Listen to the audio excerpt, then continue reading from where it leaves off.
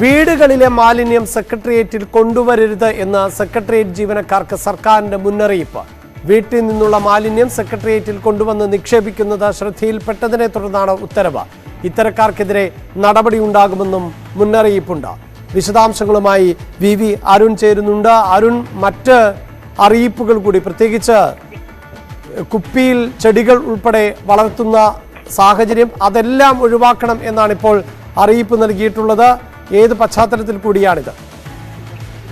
അഭിലാഷ്, സെക്രട്ടേറിയറ്റിലെ മാലിന്യങ്ങൾ നീക്കം ചെയ്യുന്നതിന്റെ ഭാഗമായുള്ള ഒരു സർക്കുലറാണ് ഹൗസ് കീപ്പിംഗ് വിഭാഗം പുറത്തിറക്കി. അതിലാണ് ഇത്തരം കണ്ടെത്തലുകളുള്ളത്. വീടുകളിലെ മാലിന്യം ജീവനക്കാർ സെക്രട്ടേറിയറ്റിൽ കൊണ്ടുവരുന്നു. ഓരോ വകുപ്പുകളുടെ ഓഫീസുകളിൽ സ്ഥാപിച്ചിട്ടുള്ള വേസ്റ്റ് ബിന്നുകളിൽ, ബക്കറ്റുകളിൽ വീടുകളിലെ മാലിന്യം നിക്ഷേപിക്കുന്നതായാണ് കണ്ടെത്തിയത്. വീട്ടിലെ ഭക്ഷണാവശിഷ്ടങ്ങൾ, പച്ചക്കറികളുടെ അവശിഷ്ടങ്ങൾ, സാനിറ്ററി പാഡുകൾ പോലും ജീവനക്കാർ ഈ സെക്രട്ടറിയിൽ കൊണ്ടുവന്ന് അവിടുത്തെ ബക്കറ്റുകൾ നിക്ഷേപിക്കുന്നതായാണ് കണ്ടെത്തൽ. ഇത് കാരണത്ത വലിയ രൂക്ഷമായ ഗന്ധം അവിടെ ഉണ്ടാകുന്ന മറ്റു ജീവനക്കാരിൽ നിന്ന് പരാതിയുണ്ട്. എല്ലാ 3 മാസം കൂടുമ്പോഴും ശുചിത്വം സംബന്ധിച്ച് സർക്കുലർ ഉണ്ടാകാറുണ്ടെങ്കിലും ഈ ഇത്തരത്തിലുള്ള മാലിന്യം കൊണ്ടുവന്ന് നിക്ഷേപിക്കുന്നത് പതിവായിട്ടുണ്ടെന്ന് ഹൗസ് കീപ്പിംഗ് വിഭാഗത്തിന്റെ സർക്കുലർ പറയുന്നു. ആഹാരവും വെള്ളവും ഒക്കെ കൊണ്ടുവരുന്നുണ്ട്. അതിനപ്പുറത്തേക്ക് പൊതികളും പ്ലാസ്റ്റിക് കുപ്പികളും ഇതിനു വേണ്ടി ഒഴിവാക്കാൻ പാത്രങ്ങൾക്ക് മുൻഗണന നൽകണമെന്നാണ് ഈ സർക്കുലറിൽ പറയുന്നത്. കുപ്പികളിൽ അലങ്കാര ചെടികൾ ഓഫീസുകൾക്കുള്ളിൽ വയ്ക്കുന്നുണ്ട്. ഇതും ഒഴിവാക്കണം. പലയിടത്തും ഇത്തരത്തിൽ കുപ്പികളിൽ കൂത്താടികൾ പെരുകുന്നു. അങ്ങനെ കൊതുക് ശല്യം സെക്രട്ടേറിയറ്റിനുള്ളിൽ ഉണ്ടാകുന്നു. ജലജന്യ രോഗങ്ങൾക്ക് ഇത് കാരണമാകുമെന്ന മുന്നറിയിപ്പും നൽകുന്നുണ്ട്. ഈ കെട്ടിക്കിടക്കുന്ന ഫയലുകൾ, സെക്രട്ടറി ഫലഭാഗങ്ങളിലായി ഫയലുകൾ, പഴയ ഫയലുകൾ ഉപയോഗിക്കാതെ കിടക്കുന്ന സാഹചര്യമുണ്ട്. അത് അവിടെ നിന്ന് അടിയന്തരമായി നീക്കം ചെയ്യണമെന്നും സർക്കുലർ പറയുന്നു. കാരണം സെക്രട്ടേറിയറ്റ് തീപിടുത്തത്തിനേറെ സാധ്യത ഉള്ള ഒരു ഓഫീസാണ്. വളരെ പെട്ടെന്ന് തീപിടുത്തം ഉണ്ടാകാനിടയുള്ള പ്രദേശമാണ്. അതുകൊണ്ട് തന്നെ അത്തരം മുൻകരുതൽ വേണമെന്നും ഹൗസ് കീപ്പിംഗ് വിഭാഗത്തിന്റെ ഈ സർക്കുലറിൽ വ്യക്തമാക്കുന്നുണ്ട്. അതോടൊപ്പം ഇതിന് മറ്റേതെങ്കിലും തരത്തിലുള്ള പോംവഴികൾ നിർദ്ദേശിക്കുന്നുണ്ടോ? സ്വാഭാവികമായും ഇപ്പോൾ ഈ ഭക്ഷണം ഉൾപ്പെടെയുള്ള കാര്യങ്ങൾ വീട്ടിൽ നിന്ന് അതിൻ്റെ അവശിഷ്ടങ്ങൾ കൊണ്ടുവരരുത് എന്ന് പറയുമ്പോൾ തന്നെ ഈ ജീവനക്കാരായ ആളുകൾ ഭക്ഷണം കഴിച്ചതിന് ശേഷമുള്ള വേസ്റ്റ് മാനേജ്മെന്റ് അത് പ്രോപ്പറായാണ് നടക്കുന്നത്. ആ നിലയിൽ കൂടി വിലയിരുത്താൻ സാധിക്കുമോ? സെക്രട്ടേറിയറ്റിൽ അതിന് സംവിധാനങ്ങളുണ്ട്. പക്ഷേ ഇപ്പോൾ സംഭവിക്കുന്നതല്ല. സെക്രട്ടേറിയറ്റിൽ നമുക്കറിയാം 4000-ൽ പരം ജീവനക്കാരുണ്ട്. അതിൽ കുറച്ചുപേർ ഡെപ്യൂട്ടേഷനിൽ മറ്റു വകുപ്പുകളിലേക്ക് പോയിട്ടുണ്ടെങ്കിലും 4000-നടുത്ത് ജീവനക്കാർ സെക്രട്ടേറിയറ്റുണ്ട്. ആ ജീവനക്കാർക്ക് അവിടെ സ്ഥലപരിമിതി പ്രശ്നമാണ്. അത് മുൻകൂട്ടി കണ്ടാണ് നേരത്തെ 2 അനക്സ് മന്ദിരങ്ങൾ കൂടി പണിതത്. അവിടേക്കും ജീവനക്കാർ പുതിയ മന്ദിരങ്ങളിൽ ജോലി ചെയ്യുന്നുണ്ട്. അതിനപ്പുറത്തേക്ക് സെക്രട്ടേറിയറ്റ് സ്ഥലപരിമിതി വലിയൊരു വിഷയം തന്നെയാണ്. പക്ഷേ അവിടെ ഉള്ള ജീവനക്കാർ കൊണ്ടുവരുന്ന ആഹാരത്തിന്റെ അവശിഷ്ടങ്ങൾക്ക് അപ്പുറം വീടുകളിൽ മാലിന്യം നീക്കം ചെയ്യാനുള്ള സംവിധാനങ്ങൾ പലയിടങ്ങളിലും ഇല്ല എന്ന പരാതിയുണ്ട്. നഗരസഭയിൽ കേന്ദ്രീകൃത മാലിന്യ പ്ലാന്റ് ഇല്ലാതായിട്ട് വർഷങ്ങളായി തിരുവനന്തപുരം നഗരത്തിൽ.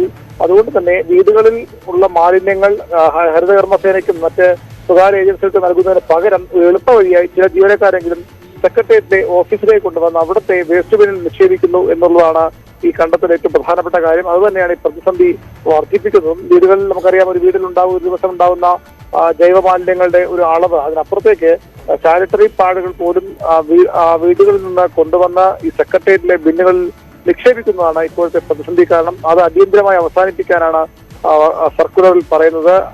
ആ ഭാഗങ്ങളിൽ, വേസ്റ്റ് ബിന്നുകൾ വച്ചിരിക്കുന്ന ഭാഗങ്ങളിൽ CCTV ക്യാമറകൾ സ്ഥാപിച്ച് ആരാണ് ഇത്തരത്തിൽ മാലിന്യം കൊണ്ട് സെക്രട്ടേറിയറ്റിൽ കൊണ്ടുവന്ന അവർക്ക് ബിന്നുകൾ ഇടുന്നതെന്ന് നിരീക്ഷിക്കാനും ഇപ്പോൾ സെക്രട്ടേറിയറ്റിൽ തീരുമാനമുണ്ട്.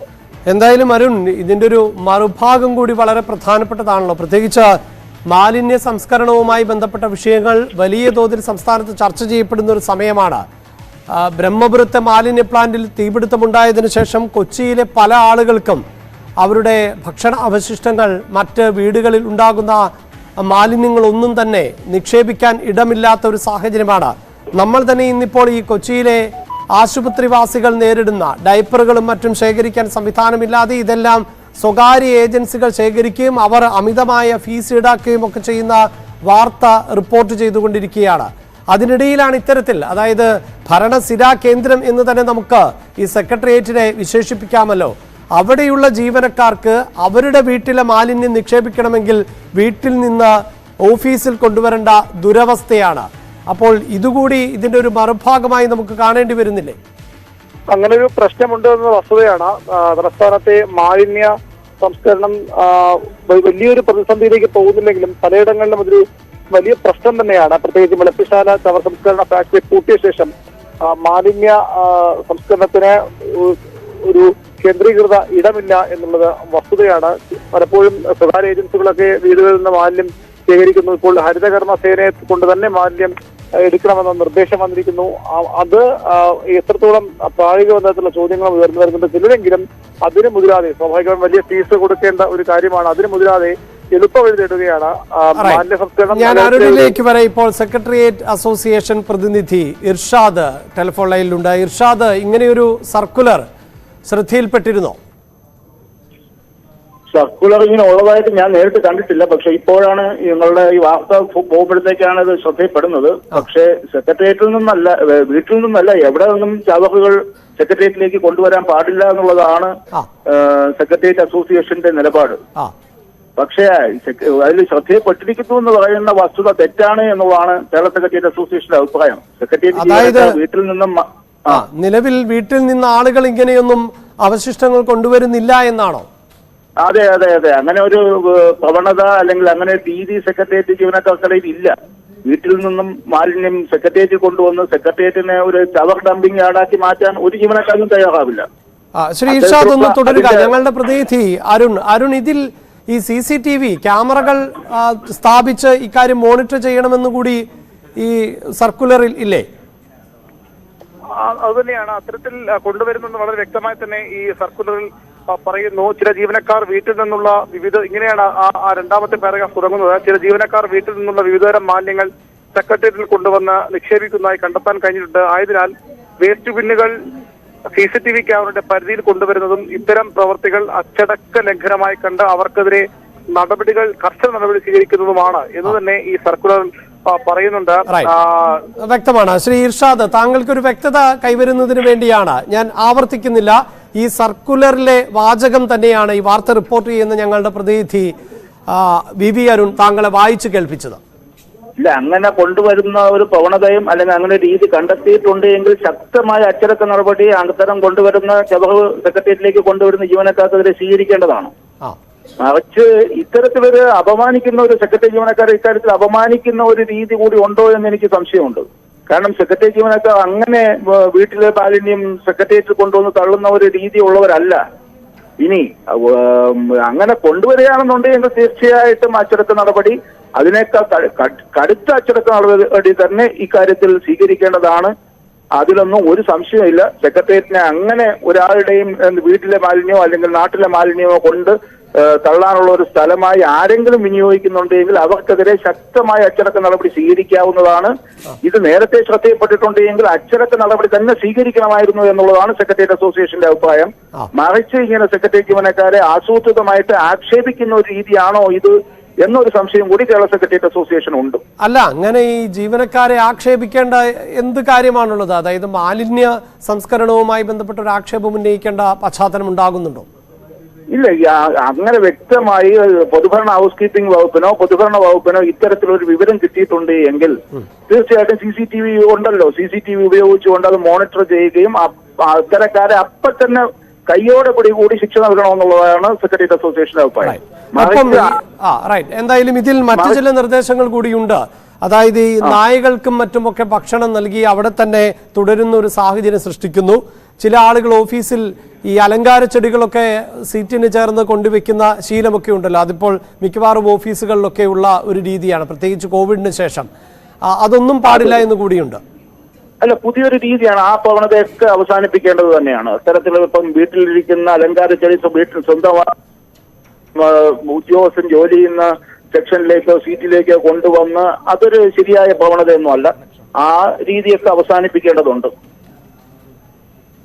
അതിലൊന്നും സെക്രട്ടേറിയറ്റ് അസോസിയേഷൻ തർക്കമില്ല. എന്തായാലും സെക്രട്ടേറിയറ്റ് അസോസിയേഷൻ ഈ തീരുമാനത്തെ സ്വാഗതം ചെയ്യുന്നുണ്ട്. പക്ഷേ ഇത്തരത്തിൽ, അതായത് ഈ ആളുകൾ ഇത്തരത്തിൽ മാലിന്യവുമായി എത്തുന്നു എന്നതൊരു വാർത്ത ശരിയാണോ എന്ന സംശയം കൂടി. അങ്ങനെയെങ്കിൽ അത് ജീവനക്കാരെ ആക്ഷേപിക്കുന്ന തരത്തിലാണോ കാര്യങ്ങളെന്ന സംശയം കൂടി അസോസിയേഷൻ മുന്നോട്ട് വയ്ക്കുന്നുണ്ട്. വളരെയധികം നന്ദി ശ്രീ ഇർഷാദ്.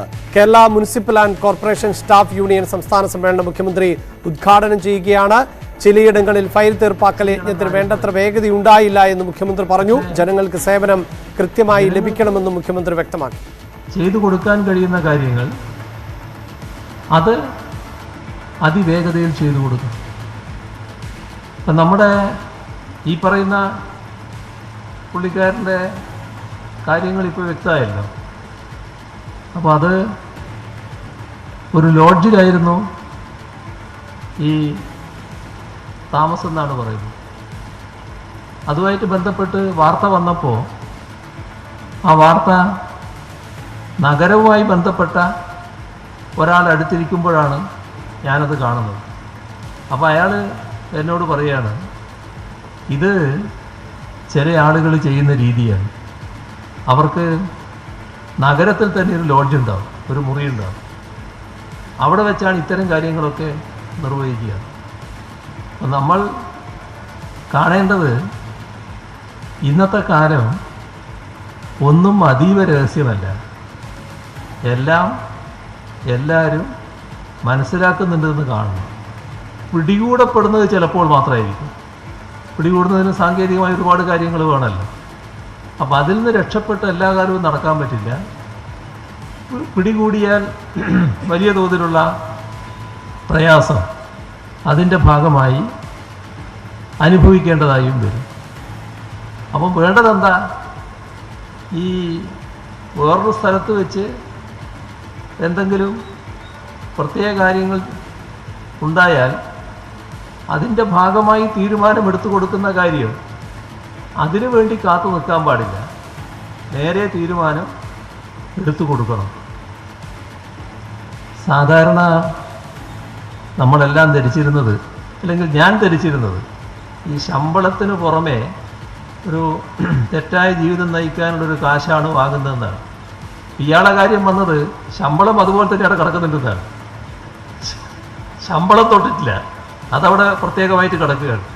അപ്പോൾ എല്ലാ കാര്യവും മറ്റു വരുമാനത്തിലൂടെയാണ് നിർവഹിച്ചു വന്നതെന്നല്ലേ കാണിക്കുന്നത്. ആ തരത്തിലുള്ള അപജയം നമ്മുടെ നാട്ടിൽ ചിലർക്ക് സംഭവിക്കുന്നു എന്ന് പറഞ്ഞാൽ അത് പൊതുവിൽ അവമാനകരമായ കാര്യമല്ലേ. അപ്പോൾ ഇത്തരം കാര്യങ്ങളിൽ ശക്തമായ നിലപാട് പൊതുവെ നാം സ്വീകരിച്ചു പോകണം. അത് സർക്കാരും വിജിലൻസും മറ്റു കാര്യങ്ങളും മാത്രമല്ല, അതത് ഓഫീസുകൾ സ്വീകരിക്കണം. ഒരു ഭരണ സംസ്കാരം നമ്മൾ നല്ല രീതിയിൽ ഉയർത്തിക്കൊണ്ടുവരണം. ഒരു തരത്തിലും ഇതിനോട് വിട്ടുവീഴ്ച ചെയ്യാൻ പറ്റില്ല എന്ന് നിലയെടുക്കണം.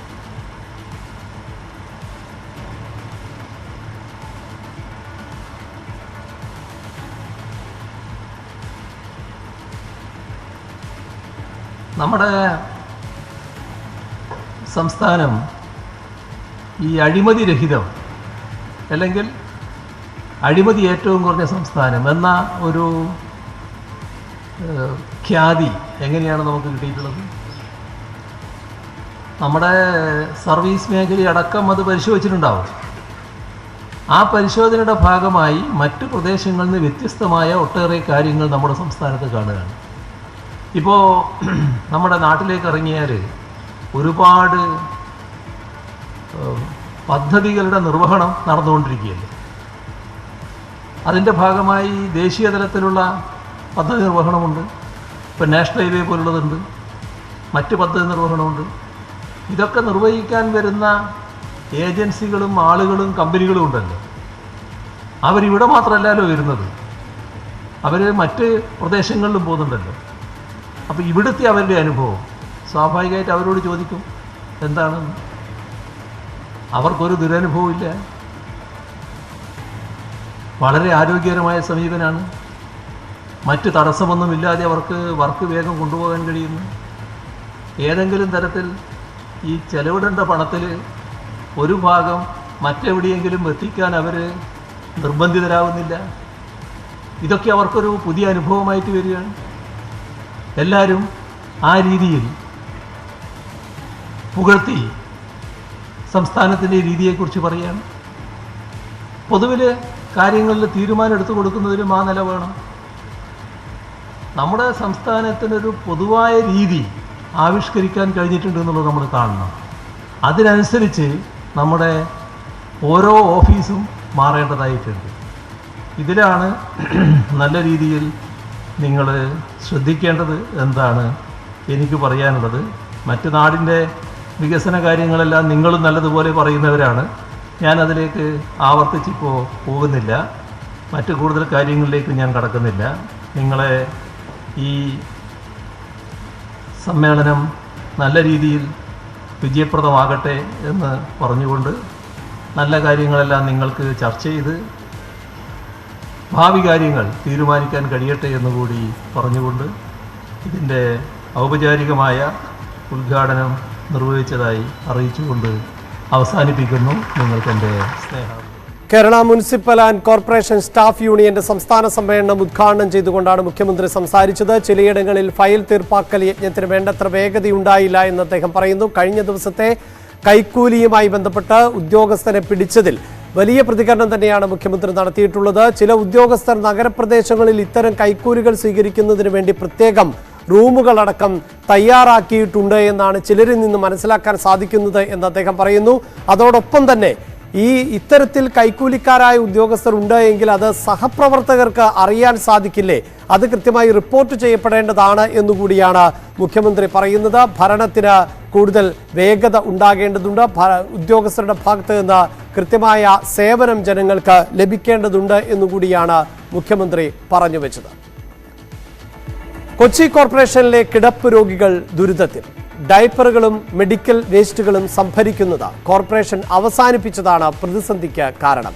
മരുന്ന് വാങ്ങാൻ പോലും ബുദ്ധിമുട്ടുന്ന കുടുംബങ്ങൾ സ്വകാര്യ ഏജൻസികൾക്ക് അമിത തുക നൽകിയാണ് മെഡിക്കൽ വേസ്റ്റുകൾ മറവു ചെയ്യുന്നത്.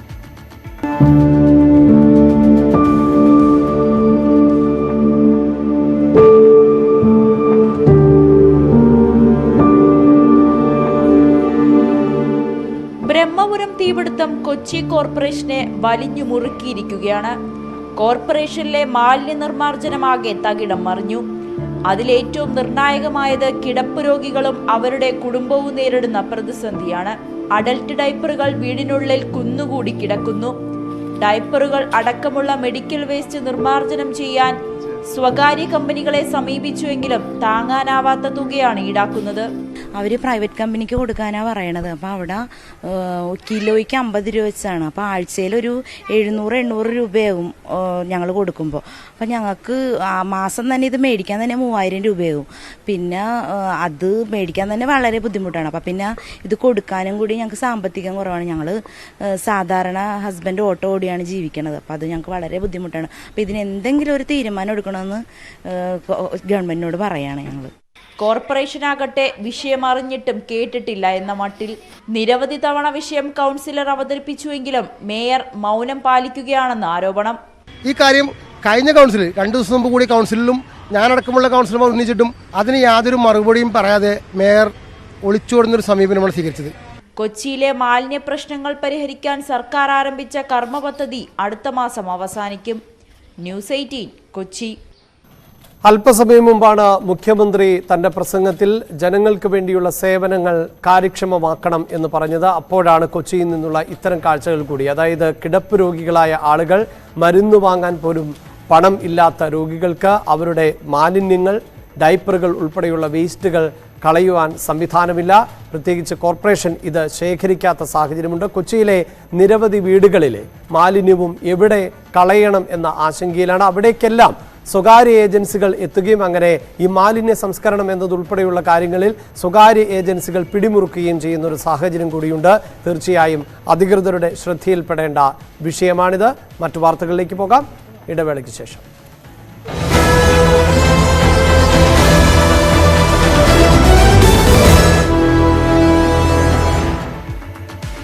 കുമളി ടൗണിന് അടുത്തുവരെ എത്തിയ അരിക്കൊമ്പൻ. ആകാശദൂരമനുസരിച്ച് കുമളി ടൗണിന് 6 കിലോമീറ്റർ അകലെ വരെ അരിക്കൊമ്പൻ അടുത്തെത്തിയിട്ടുണ്ട്. ഇതിനുശേഷം ആനയെ തുറന്നുവിട്ട മേധകാനം ഭാഗത്തേക്ക് മടങ്ങി. ഇന്നലെ രാത്രിയിലെ സിഗ്നൽ പ്രകാരമുള്ള വിവരങ്ങളാണിത്. വാർത്തയുടെ വിശദാംശങ്ങളുമായി പ്രിൻസ് ജെയിംസ് ആണ് ചേരുന്നത്. പ്രിൻസ്, ഈ ആകാശദൂരം കണക്കാക്കുമ്പോൾ ടൗൺ ഏരിയയിൽ നിന്ന് 6 കിലോമീറ്റർ. അതായത് കേരളത്തിൽ തന്നെയുണ്ട് അരിക്കൊമ്പൻ എന്നത് നമ്മൾ കഴിഞ്ഞ ദിവസം തന്നെ വാർത്ത റിപ്പോർട്ട് ചെയ്തിരുന്നതാണ്.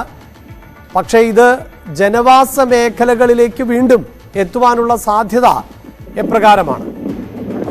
തീർച്ചയായും കഴിഞ്ഞ ദിവസമാണ് ഈ തമിഴ്നാട് വനമേഖലയിലേക്ക് കടന്നിരുന്ന അരിക്കൊമ്പൻ തിരിച്ച് കേരളത്തിലെ വനമേഖലയിലേക്ക് തിരികെ എത്തിയത്. അതായത് തമിഴ്നാട്ടിലെ മേഘമല വനമേഖലയിലും സമീപ പ്രദേശത്തെ തോട്ടം മേഖലയിലുമൊക്കെ ആയിരുന്നു ഏതാനും നാളുകളായി അരിക്കൊമ്പൻ കഴിഞ്ഞിരുന്നത്. തുടർന്ന് കഴിഞ്ഞ ദിവസം ഈ കേരളത്തിൽ ഉൾപ്പെടുന്ന പെരിയാർ വന്യജീവി ഭാഗത്തേക്ക് തിരികെ എത്തുകയായിരുന്നു. അതായത് തുറന്നുവിട്ട നേതാകാരം ഭാഗത്തേക്കൊക്കെ ആനയെത്തി. അതിനുശേഷമാണ് ഇന്നലെ രാത്രിയിലെ ചിത്രപ്രകാരം അരിക്കൊമ്പൻ കുമ്മളി ടൗണിനോട് ഏകദേശം 6 കിലോമീറ്റർ ആകാശ ദൂരം അടുത്തുവരെ എത്തിയതായി ഇപ്പോൾ ലഭിച്ചിട്ടുണ്ടെന്ന് വനംവകുപ്പ് വ്യക്തമാക്കുന്നത്. ഇത് പെരിയാർ വന്യജീവി സങ്കേതത്തിൽ ഉൾപ്പെടുന്ന വനമേഖല തന്നെയാണ്. അതായത് കുമ്മളി ടൗണിൽ നിന്ന് ഏകദേശം 6 കിലോമീറ്റർ ആകാശ ദൂരം എത്തിയിരിക്കുന്നതായിട്ടാണ് ഇപ്പോൾ വനംവകുപ്പ് വ്യക്തമാക്കുന്നത്. പിന്നീട് ഇതിനുശേഷം വീണ്ടും ഈ തുറന്നുവിട്ട മേധാകാരം ഭാഗത്തേക്ക് ആന തിരിച്ചുപോയി. എന്തായാലും നിരീക്ഷണം വനംവകുപ്പ് തുടരുന്നുണ്ട്. ആനയെ നിരീക്ഷിക്കുന്നുണ്ട്. ആന പൂർണ്ണ ആരോഗ്യവാനാണെന്നും ഇത് നേരിടുന്നമൊക്കെ ഉണ്ടെന്നാണ് വനംവകുപ്പ് നൽകുന്ന വിവരങ്ങൾ. എന്തായാലും കേരളത്തിലെ വനമേഖലയിൽ തന്നെയാണ് ഏതാനും ദിവസങ്ങളായി ആന തുടരുന്നത്. കുമ്മളി ടൗണിലേക്ക് അടുത്തുള്ള പ്രദേശങ്ങളിലേക്ക് എത്തിയിട്ടുണ്ടെങ്കിലും വനംവകുപ്പ് ശക്തമായ നിരീക്ഷണം തുടരുന്ന ഒരു സാഹചര്യമാണ് നിലവിലുള്ളത്. അഭിലാഷ്, വിശദാംശങ്ങളാണ് പ്രിൻസ് ജെയിംസ് നൽകിയത്. ഡെറാഡൂൺ ഡൽഹി വന്ദേ ഭാരത് എക്സ്പ്രസ് പ്രധാനമന്ത്രി വീഡിയോ കോൺഫറൻസിംഗിലൂടെ ഫ്ലാഗ് ഓഫ് ചെയ്യുകയാണ്. इन नवरत्नों की माला को पिरोने के लिए इंफ्रास्ट्रक्चर के जो प्रोजेक्ट यहां चल रहे हैं उन्हें भी धामी जी की सरकार ने नई ऊर्जा दी है। 12,000 करोड़ रुपए की लागत से 4 धाम महापरियोजना पर तेज गति से काम हो रहा है। दिल्ली देहरादून एक्सप्रेसवे तैयार होने से देहरादून दिल्ली के बीच सफर और आसान हो जाएगा। रोड कनेक्टिविटी के साथ ही रोपवे कनेक्टिविटी के लिए भी उत्तराखंड में बड़े पैमाने पर काम हो रहा है। पर्वतमाला योजना आने वाले दिनों में उत्तराखंड का भाग्य बदलने जा रही है। इसके लिए जिस कनेक्टिविटी का उत्तराखंड के लोगों ने बरसों इंतजार किया है, वो इंतजार भी हमारी सरकार समाप्त कर रही है। ऋषिकेश कर्णप्रयाग रेल परियोजना 2-3 साल में पूरी हो जाएगी। 16,000 करोड़ रुपए से ज्यादा खर्च इस योजना के पीछे किए जा रहे हैं। ऋषिकेश कर्णप्रयाग रेल प्रोजेक्ट पूरा होने के बाद उत्तराखंड का एक बड़ा क्षेत्र राज्य के लोगों और पर्यटकों के लिए सुगम हो जाएगा। इससे यहां निवेश, उद्योगों के विकास, रोजगार के नए नए अवसर बनेंगे और देवभूमि पर विकास के इस महाअभियान के बीच अब ये वंदे भारत ट्रेन भी उत्तराखंड के लोगों के लिए एक भव्य उपहार साबित होगी। साथियों, आज राज्य सरकार के प्रयासों से उत्तराखंड तेजी से पर्यटन hub, adventure tourism hub, film shooting destination, wedding destination के रूप में भी उभर रहा है। आज उत्तराखंड के नए नए स्थल, नए नए टूरिस्ट हब देश विदेश के पर्यटकों को आकर्षित कर रहे हैं। इन सभी को वंदे भारत ट्रेन से बहुत मदद मिलेगी। अब तो देश के कोने कोने में ഡെറാഡൂൺ ഡൽഹി വന്ദേ ഭാരത് എക്സ്പ്രസിന്റെ ഉദ്ഘാടനമാണ് വീഡിയോ കോൺഫറൻസിംഗിലൂടെ ഇപ്പോൾ പ്രധാനമന്ത്രി നിർവഹിച്ചുകൊണ്ടിരിക്കുന്നത്. മറ്റു വാർത്തകൾ തുടരും ഇടവേളയ്ക്ക് ശേഷം.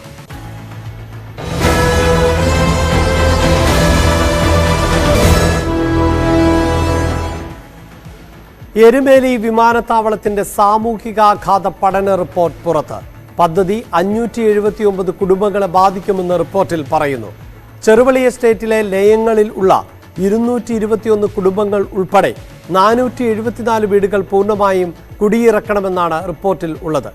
റബ്ബർ ഉൾപ്പെടെ 3.5 ലക്ഷം മരങ്ങൾ മുറിച്ചു മാറ്റണം. അതേസമയം മതിയായ നഷ്ടപരിഹാരം നൽകി പദ്ധതിയുമായി മുന്നോട്ടു പോകാനാണ് റിപ്പോർട്ട് ശുപാർശ ചെയ്യുന്നത്. റിപ്പോർട്ടിന്റെ പകർപ്പ് ന്യൂസ് 18 ലഭിച്ചു. News 18 exclusive. തിരുവനന്തപുരത്തെ സെന്റർ ഫോർ മാനേജ്മെന്റ് ഡെവലപ്മെന്റ് തയ്യാറാക്കിയ റിപ്പോർട്ടാണ് സർക്കാരിന് സമർപ്പിച്ചത്. എരുമേലി വിമാനത്താവളം വരുമ്പോൾ കുടിയൊഴിയേണ്ടി വരുന്നവരുടെ പേര് സഹിതമാണ് 360 പേജുള്ള റിപ്പോർട്ട്. പദ്ധതി 285 വീടുകളെയും 358 ഭൂ ഉടമകളെയുമാണ് നേരിട്ട് ബാധിക്കുക. ഇതുകൂടാതെ ചെറുവള്ളി എസ്റ്റേറ്റിലെ ലയങ്ങളിൽ താമസിക്കുന്ന 221 കുടുംബങ്ങളും കുടിയിറങ്ങണം. എസ്റ്റേറ്റിലും പുറത്തുമായി തേക്കും പ്ലാവും ആഞ്ഞിലിയും റബ്ബറും അടക്കം 3.5 ലക്ഷം മരങ്ങൾ മുറിച്ചു മാറ്റണം. ഇതിൽ കൂടുതലും റബ്ബറാണ്. എരുമേലി സൗത്ത്, മണിമല വില്ലേജുകളിലാണ് സ്ഥലമേറ്റെടുപ്പ്. ആകെ 1039.8 ഹെക്ടർ സ്ഥലമാണ് ഏറ്റെടുക്കുന്നത്. ഇതിൽ 916.27 ഹെക്ടർ ചെറുവള്ളി എസ്റ്റേറ്റിലും 123.53 ഹെക്ടർ സ്വകാര്യ വ്യക്തികളിൽ നിന്നുമാണ് ഏറ്റെടുക്കുന്നത്. ഒരു പള്ളിയും ഒരു LP സ്കൂളും ഏറ്റെടുക്കണം. ഭൂമി ഏറ്റെടുപ്പുമായി ബന്ധപ്പെട്ട ഹിയറിംഗ് ജൂൺ 12, 13 തീയതികളിൽ നടക്കും. പദ്ധതി മൂലമുണ്ടാകുന്ന ഗുണം പരിഗണിച്ച് വിമാനത്താവളവുമായി മുന്നോട്ടു പോകാനും റിപ്പോർട്ട് ശുപാർശ ചെയ്യുന്നു. G Sreejith, news 18 Kottayam. എരുമേലി വിമാനത്താവള പദ്ധതിയിൽ പ്രത്യേക പാക്കേജായി സ്ഥലം ഏറ്റെടുപ്പ് നടപ്പാക്കണമെന്ന് സർക്കാരിനോട് ആവശ്യപ്പെട്ടിട്ടുണ്ട് എന്ന് സ്ഥലം MLA സെബാസ്റ്റ്യൻ കുളത്തങ്കൽ ന്യൂസ് 18 പറഞ്ഞു. സ്ഥലം ഏറ്റെടുപ്പിന് മുന്നോടിയായിട്ടുള്ള പ്രധാനപ്പെട്ട ഒരു നടപടിക്രമമാണ് ഈ സോഷ്യൽ ഇമ്പാക്ട് സ്റ്റഡി. ആ സ്റ്റഡിയുടെ റിപ്പോർട്ടാണ് ഇപ്പോൾ പുറത്തു വന്നിരിക്കുന്നത്. അത് ബാധിക്കുന്ന ആളുകളുടെ ഒരു ഹിയറിംഗ് ജൂൺ മാസം 11, 12 തീയതികളിൽ എരുമേലിയിൽ ക്രമീകരിച്ചിട്ടുണ്ട്. ആ ഹിയറിംഗിന് ശേഷം അതിന്റെ തുടർ നടപടികളുമായിട്ട് മുന്നോട്ട് പോകും. അതായത് ഇത് ബാധിക്കുന്ന ആളുകളുടെ താല്പര്യങ്ങൾ പരമാവധി സംരക്ഷിച്ചുകൊണ്ടും അവർക്ക് ഏറ്റവും മെച്ചപ്പെട്ട നിലയിലുള്ള ക്രമീകരണങ്ങൾ ഒരുക്കിക്കൊണ്ടും മാത്രമേ മുന്നോട്ട് പോവുകയുള്ളൂ. അവർക്ക് തൃപ്തികരമായ നിലയിലും ഉള്ള പാക്കേജുകൾ വേണമെന്നും അതിന് സ്പെഷ്യൽ ആയിട്ടുള്ള നടപടികൾ, പ്രത്യേക നടപടികൾ ഗവൺമെന്റ് ഭാഗത്ത് ഉണ്ടാവണമെന്നും അതുപോലെ നടപടിക്രമങ്ങൾ വേഗത്തിലാക്കുന്നതിന് വേണ്ടി ഫാസ്റ്റ് ട്രാക്കിൽ പെടുത്തണം എന്നും മറ്റുമുള്ള പ്രപ്പോസൽസ് ഞാൻ ഗവൺമെന്റ് മുമ്പാകെ സംബന്ധിച്ച് സമർപ്പിച്ചിട്ടുണ്ട്. മലപ്പുറം കരുവാരക്കുണ്ടിൽ ട്രക്കിങ്ങിന് പോയി മലയിൽ കുടുങ്ങിയ യുവാക്കളെ രക്ഷപ്പെടുത്തി. 6 മണിക്കൂറിലധികം നീണ്ട രക്ഷാപ്രവർത്തനത്തിനൊടുവിലാണ് കരുവാരക്കുണ്ട് മാമ്പുഴ സ്വദേശികളായ യാസിൻ, അഞ്ചൽ എന്നിവരെ മലയിറക്കിയത്. ഇവർക്കൊപ്പമുണ്ടായിരുന്ന ഷംനാസ് മലയിറങ്ങി താഴെയെത്തി നൽകിയ വിവരത്തിന്റെ അടിസ്ഥാനത്തിൽ നടത്തിയ തെരച്ചിലിലാണ് ഇരുവരെയും രക്ഷിക്കാനായത്. അതീവ ദുഷ്കരമായ സാഹചര്യത്തിലായിരുന്നു രക്ഷാപ്രവർത്തനമെന്ന് ദൗത്യത്തിൽ പങ്കെടുത്ത കരുവാരക്കുണ്ട് നിവാസികൾ പറഞ്ഞു. തുണി കൊണ്ട് ശരീരത്തിൽ കെട്ടി ഉറപ്പിച്ച് ആണ് പരിക്കേറ്റ യുവാവിനെ താഴേക്ക് കൊണ്ടുവന്നത്. കരുവാരക്കുണ്ടിൽ നിന്നും CV അനുമോ തയ്യാറാക്കിയ റിപ്പോർട്ടിലേക്ക്. വളരെ സാഹസികമായിട്ടാണ് കരുവാരക്കുണ്ടുകാർ മലയിൽ കുടുങ്ങിയ 2 പേരെ സുരക്ഷിതരായിട്ട് താഴേക്ക് എത്തിച്ചത്. മഞ്ഞും കനത്ത മഴയും ഇരുട്ടുമൊക്കെ രക്ഷാപ്രവർത്തനത്തിന് വലിയ തടസ്സമായിരുന്നു. നമ്മളിപ്പോൾ ഇപ്പോൾ ചേരുന്നത് രക്ഷാപ്രവർത്തനം നേരിട്ട് പങ്കെടുത്ത ബാബുവും ഷാഹിദും പിന്നെ ട്രോമ കെയർ വളണ്ടിയേഴ്സും അടക്കമുള്ളവരാണ്. എങ്ങനെയായിരുന്നു ആ ഇന്നലത്തെ അനുഭവം? ഒരു തുണി അയച്ചിട്ട് തോളിൽ കെട്ടിയിട്ട് ഏർവാടിയാൾ കുട്ടികളെ കൊണ്ടുപോലെ അതേമാതിരി പിന്നെ കെട്ടിയിട്ട് അതിലിരുത്തിയിട്ട് നല്ല സാഹസികമായിട്ടാണ് അവിടുന്ന് ഇറക്കിയത്. ദൂരം എന്ന് പറഞ്ഞു കഴിഞ്ഞാൽ ഒരു 1 കിലോമീറ്റർ 1.5 കിലോമീറ്റർ ഉള്ളൂ എങ്കിലും പക്ഷേ അത്രയും ബുദ്ധിമുട്ടായിരുന്നു. മലവെള്ളം ഉണ്ടായിരുന്നോ? മലവെള്ളപ്പാച്ചിൽ കമ്മിയാണ്. പക്ഷെ തോട്ടിൽ വെള്ളം ഉണ്ടായിരുന്നു. ആ ചോലിയിൽ വെള്ളമുണ്ട്. ചോലിയിൽ വെള്ളമായിട്ടുണ്ട്. അവര് പെട്ടെന്ന് മഴ പെയ്തുകൊണ്ടാണ് ഈ വൈകുന്നേരം പിന്നെ മലയല്ലേ പെട്ടെന്ന് മഴ കാലാവസ്ഥ മാറിയല്ലോ. അപ്പം നല്ല മഴ ഉണ്ടായിരുന്നു. അതുകൊണ്ടാണ് അവർ പിന്നെ പേടിച്ചിട്ട് മഴ പെയ്ത് കണ്ട് മഞ്ഞും വന്നപ്പോൾ പേടിച്ചിട്ടാണ് അവർ താഴത്തേക്ക് പെട്ടെന്ന് ഉതിർന്നിറങ്ങിയതെന്നാണ് പറഞ്ഞത്. അവർ ഉതിർന്നിറങ്ങിയപ്പോൾ ഒരാൾ സ്ലിപ്പായി താഴെ പോയി. പോയിട്ട് കാല് ഇതാക്കി. പിന്നെ മറ്റേ പല്ലൊക്കെ പോയിട്ടുണ്ട്. പാറമ കൂടെ എഴുതിയിട്ട് പല്ലൊക്കെ പോയിട്ടുണ്ട്. വഴിയൊന്നുമില്ല. ഓടക്കാടുകളും ഇതൊക്കെ ആയിട്ട് വെട്ടിത്തെളിച്ച് 2000 മുന്നിലും അങ്ങനെ വഴി ഉണ്ടാക്കിയിട്ടാണ് കീഴ്പോട്ട് എത്തിക്കുന്നത്. നല്ല റിസ്ക് എടുത്ത് അങ്ങോട്ട് കയറിയപ്പോ മൃഗങ്ങളെ ശല്യവും കാര്യങ്ങളൊന്നും ഉണ്ടായിട്ടുണ്ടായിരുന്നില്ല. പിന്നെ അതിന്റെ മേലെ അത്രയും ആൾക്കാരുണ്ടാകുമ്പോ എന്തായാലും മൃഗങ്ങളെ ലൈറ്റും ഇതൊക്കെ ആയിട്ട് ഒഴിഞ്ഞു പോകും. 2 പേരെ ഏറ്റിക്കൊണ്ടിരുന്നു. അല്ല, ഒരാളെ ഇങ്ങനെ ഞാൻ ഈ പറഞ്ഞ ടൈപ്പിൽ കൊടുന്നു. ഒരാളെ പിന്നെ ഈ വാരിക്ക് എന്തോ പറ്റിയ എല്ലിന് തൂക്കി പിടിച്ച് അങ്ങനെ ഇറക്കി കൊണ്ടുപോയി. കുട്ടികളെ സാഹസ കാണിച്ചത് അവരത് ജസ്റ്റ് ഒന്ന് ലൊക്കേറ്റ് ചെയ്യാൻ വേണ്ടി സ്ഥലം കണ്ടപ്പോൾ കയറി പോയതാണ്. അവർ ഈ ഫോട്ടോസ് എടുക്കാൻ പോയതായിരിക്കും, അങ്ങനെയാണ് അവർ പറഞ്ഞത്. പിന്നെ ഒരു മൂച്ചി കണ്ടപ്പോൾ മാങ്ങ പറിക്കാൻ കയറിയെന്നാണ് കുട്ടികൾ പറഞ്ഞത്. മലയിൽ അധ്വാനിക്കണ കുറെ യുവാക്കൾ അവിടെ ഉണ്ടായതുകൊണ്ടാണ് ഇത്രയും. ഫോറസ്റ്റും മറ്റേ വനവകുപ്പിനും പോലീസിനും അഗ്നിശമനത്തിനും അവർക്ക് പോലീസുകാരൊക്കെ എത്തും, പോലീസുകാരൊക്കെ എത്തി, ഫോറസ്റ്റുകാരൊന്നും അവിടെ എത്തിയില്ല. ആൾ അപകടത്തിൽപ്പെട്ടാൽ അല്ലെങ്കിൽ ഇവിടെ ആൾക്ക് എന്തെങ്കിലും സംഭവിച്ചാൽ അതിന് നാട്ടുകാർ മറ്റു ഉദ്യോഗസ്ഥ വിഭാഗങ്ങളെക്കാൾ നാട്ടുകാർ ഒത്തൊരുമിക്കുന്ന കൾച്ചർ കരുവാരൂരിന്റെ പാരമ്പര്യമാണ്. കഴിഞ്ഞ വർഷം ഉരുൾപൊട്ടിയതാണ് അവിടെ, ഭീഷണി സ്ഥലമാണ്, അടുത്ത് പോകാൻ പാടില്ല. ആലപ്പുഴയിൽ നിന്ന് വന്നത് അവര് വെള്ളത്തിൽ നിൽക്കായിരുന്നു, വെള്ളം വന്ന് മലയ്ക്ക് മഴ പെയ്തു, വെള്ളം വന്ന് നേരെ വിളിച്ചു പോയി മരണപ്പെട്ട് 2 കിലോമീറ്റർ താഴത്തുനിന്നാണ് ബോഡി കിട്ടിയത്. റിസ്ക് ഒഴിവാക്കാൻ എല്ലാവരും ശ്രദ്ധിക്കണം. റിസ്ക് ഒഴിവാക്കി കരുവാരൂരിലേക്ക് വരുമ്പോൾ ഒരു 3 മണിക്ക് ശേഷം ഇങ്ങോട്ട് മലയിലേക്ക് കയറായിരിക്കാം. പെട്ടെന്നുള്ള മഴ. അതാണ് നാട്ടുകാർക്ക് പറയാനുള്ളത്. ഇത്തരം സാഹസികത ഒഴിവാക്കാൻ എല്ലാവരും ശ്രമിക്കണം. ഒപ്പം തന്നെ ഈ നാട്ടുകാരുടെ ഈ ഒരു ആത്മാർത്ഥതയ്ക്ക്, അല്ലെങ്കിൽ രാവും ഈ സമയം നോക്കാതെ, കാലാവസ്ഥ നോക്കാതെ, സാഹചര്യങ്ങൾ നോക്കാതെ അവരെ രക്ഷിക്കാൻ വേണ്ടി ഇവരെല്ലാം ഒന്നിച്ച ഇവരുടെ ആ പ്രയത്നത്തിനും എന്താണെങ്കിലും അഭിനന്ദിക്കാതെ വയ്യ. അഖിലോട്ട് പറയൊപ്പം CB അനുമോദ്, ന്യൂസ് 18. ഉരുൾപൊട്ടിയത് കാണാനാണ് മലമുകളിലേക്ക് പോയത് എന്നാണ് രക്ഷപ്പെട്ട ഷംനാസ് പറഞ്ഞത്. അഞ്ജനയും യാസിനും വീണ് പരിക്കേറ്റപ്പോൾ മലയിറങ്ങി നാട്ടുകാരെ ഇക്കാര്യം അറിയിക്കുകയായിരുന്നുവെന്നും ഷംനാസ് ന്യൂസ് 18നോട് പറഞ്ഞു. ഉരുൾപൊട്ടി കൽക്കുണ്ട് കാണാൻ ആദ്യം പോയത്, പിന്നെ അവിടുന്ന് ചേരി ഭാഗം കണ്ടപ്പോൾ കുമര കാണാൻ എഴുതികണ്ട, പൊട്ടിയ ഭാഗം കാണാൻ എഴുതികണ്ട, അങ്ങനെ കയറി. അതിന്റെ കുറച്ച് മേലൊക്കെ എത്തിയപ്പോൾ ഒരു മാങ്ങമരം കണ്ട്, അവിടെ കയറി കുറച്ച് മേലെ കയറി പാറമുകൂടി. അതിൽ പിന്നെ പെട്ടെന്ന് കോടിയും കാര്യങ്ങളൊക്കെ ഒന്ന് കണ്ടാകെ മൂടി, പിന്നെ ഇറങ്ങാൻ കഴിഞ്ഞില്ല. അതിൽ പിന്നെ ഇടിയൊക്കെ പൊട്ടുന്നതുകൊണ്ട് പിന്നെ മലയിൽ നിന്ന് വെള്ളം വരുന്നുണ്ട്, അപ്പോൾ ഇറങ്ങാൻ എഴുതി. അതിന് ബാക്കിലുണ്ടായിരുന്ന ഒരുത്തം മറ്റേ യാസിന്റെ മേലത്ത് തട്ടി, പിന്നെ മറ്റേ അഞ്ചല് ഇഞ്ച് മേലും തട്ടി. അതിൽ ഞങ്ങളുടെ സ്ഥലത്തേക്ക് തെറിച്ച് യാസിന് നല്ല അടിയൊക്കെ പോയിരുന്നു, അവൻ്റെ കാലം കിടന്ന്. അതിൽ അവിടുന്ന് ഇവർക്ക് ആദ്യം ഇതൊക്കെ കൊടുത്ത് കുറേ മുറി കഴിക്കണ മേലത്ത് അത് വെള്ളമൊക്കെ കൊടുത്ത് 2 ആളെയും സെറ്റാക്കിയിട്ട് സ്ഥലത്തിരുത്തി. അത് കഴിഞ്ഞിട്ട് ഞാൻ പോയി ഇറങ്ങാണ്ട് മലയിൽ നിന്ന് വെള്ളത്തൂടെ ഇറങ്ങി പിന്നെ അടിയിലേക്ക് എത്തിന്നിട്ട് അവിടുന്ന് ഒരു പെരി കയറിയാണ്ട് പോലീസിനെ അറിയിക്കാൻ പറഞ്ഞു. അറിയിച്ച് ഇപ്പാനെ അറിയിച്ച് പിന്നെ പോലീസിനെ അറിയിച്ച്, പിന്നെ പോലീസ് വന്ന് CS പിന്നെ വേറെ ആരൊക്കെ ഉദ്യോഗസ്ഥന്മാർ വന്നാണ്ട് പിന്നെ ചേരി കൊണ്ടുപോയി. പിന്നെ അവിടുന്ന് ആൾക്കാരൊക്കെ കൂടിയാണ്ട് മേലെ കയറി ഇറക്കിയ പോലെ. ഇടവേള.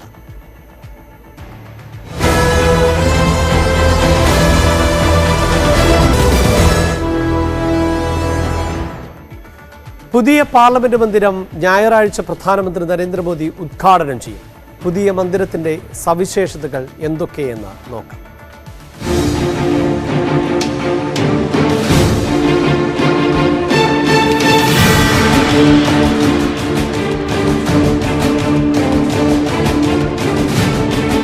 പുതിയ പാർലമെന്റ് മന്ദിരം മെയ് 28-ന് പ്രധാനമന്ത്രി നരേന്ദ്രമോദി ഉദ്ഘാടനം ചെയ്യുകയാണ്. സെൻട്രൽ വിസ്ത പദ്ധതിയുടെ ഭാഗമായാണ് പുതിയ മന്ദിരം. ഇതോടെ നൂറ്റാണ്ട് പഴക്കമുള്ള, കൃത്യമായി പറഞ്ഞാൽ 1927 മുതൽ നിരവധി മുഹൂർത്തങ്ങൾക്ക് സാക്ഷിയായ നിലവിലെ പാർലമെന്റ് മന്ദിരം ചരിത്രത്തിന്റെ ഭാഗമാകും. എന്താണ് പുതിയ മന്ദിരത്തിന്റെ സവിശേഷതകൾ? പഴയ പാർലമെന്റ് മന്ദിരം വൃത്താകൃതിയിലെങ്കിൽ പുതിയ മന്ദിരം ത്രികോണാകൃതിയിൽ 65,000-ലധികം ചതുരശ്ര മീറ്ററിൽ പരന്നു കിടക്കുന്നു.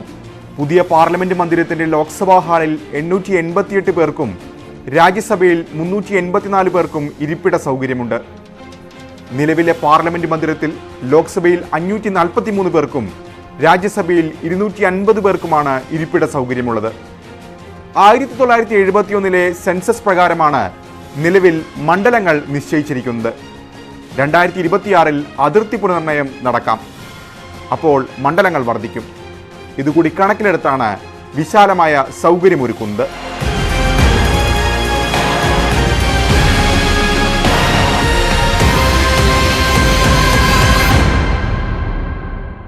രാഷ്ട്രപതി പാർലമെന്റിന്റെ സംയുക്ത സമ്മേളനത്തെ അഭിസംബോധന ചെയ്യാറുള്ളത് പാർലമെന്റിന്റെ സെൻട്രൽ ഹാളിലാണ്. എന്നാൽ പുതിയ മന്ദിരത്തിൽ സെൻട്രൽ ഹാളില്ല. പുതിയ മന്ദിരത്തിൽ സംയുക്ത സമ്മേളനം നടക്കുക ലോക്സഭാ ചേംബറിൽ. ലോക്സഭാ ഹാളിൽ 1272 പേരെ ഉൾക്കൊള്ളാനാകുമെന്നും ആ സമയത്ത് അതിന് സൗകര്യമൊരുക്കുമെന്നാണ് ലോക്സഭാ സെക്രട്ടേറിയറ്റ് അറിയിച്ചിട്ടുള്ളത്.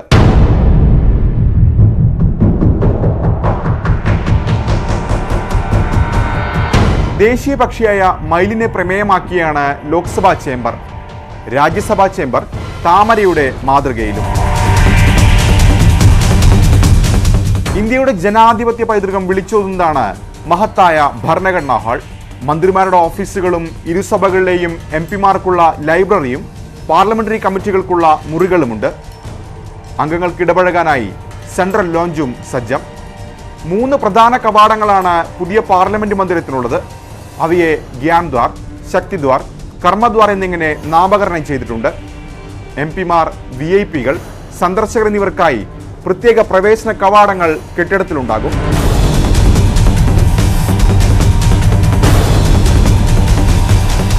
₹1000 കോടിയിലധികം രൂപ ചെലവിട്ട് 2.5 വർഷം കൊണ്ടാണ് പുതിയ മന്ദിരം യാഥാർത്ഥ്യമാക്കിയത്.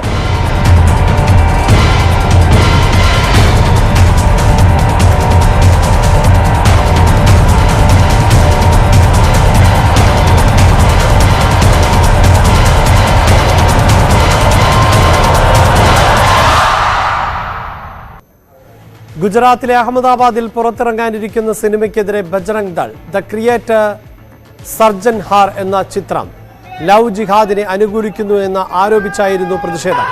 അഹമ്മദാബാദിലെ മൾട്ടിപ്ലക്സ് തിയേറ്ററിന് മുമ്പിലായിരുന്നു പ്രതിഷേധം.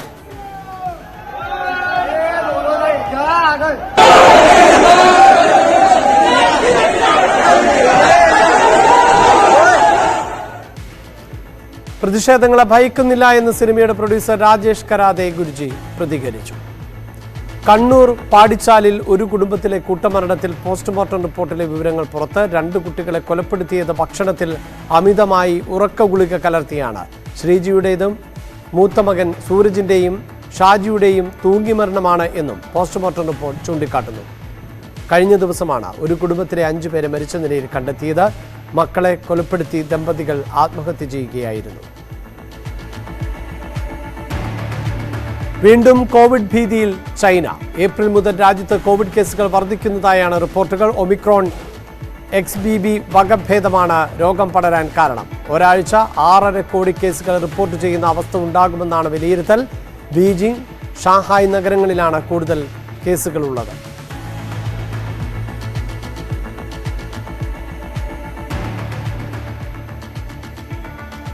Lulu fashion week grand finale സമാപിച്ചു. 5 ദിവസം നീണ്ടുനിന്ന ഫാഷൻ വീക്കിൽ താരത്തിളക്കമായിരുന്നു മുഖ്യ ആകർഷണം. ഈ വർഷത്തെ സ്റ്റൈൽ ഐക്കൺ പുരസ്കാരങ്ങൾ നടൻ ആന്റണി പെപ്പയ്ക്കും നടി നിഖില വിമലിനും സമ്മാനിച്ചു. ക്രോസ് ഓവർ സ്റ്റാർ പുരസ്കാരം അറബ് ബോളിവുഡ് താരം സജ്ജാദ് ഡെലഫ്രൂസും, ഫാഷൻ ഐക്കൺ അവാർഡ് നടൻ അജ്മൽ അമീറും ഏറ്റുവാങ്ങി. 2023 ഫാഷൻ ട്രെൻഡുകൾക്ക് പുതുമ പകരുന്നതായിരുന്നു ലുലു ഫാഷൻ വീക്ക്. സിനിമാ താരങ്ങളായ തൻവീർ റാം, രാഹുൽ മാധവ്, ആൻസൺ പോൾ, കൈലാഷ്, മഞ്ജു പിള്ള, അറബ് നടി ഡാരൻ അൽ തമീമി തുടങ്ങിയവരും സമാപന ദിവസം റാമ്പിൽ എത്തി. സിനിമാ താരങ്ങളായ ഷൈൻ ടോം ചാക്കോ, ഭാമ, മണിക്കുട്ടൻ, പാർവതി ആർ കൃഷ്ണ, അമേയ മാത്യു, ശ്രീരംഗ് ഷൈൻ, കൃഷ്ണകുമാർ മേനോൻ, ധന്യ മേരി വർഗീസ്, ഡയാന ഹമീദ്, ശ്രീജിത്ത് വിജയ് തുടങ്ങിയവരും റാമ്പിൽ ചുവടുവെച്ചു.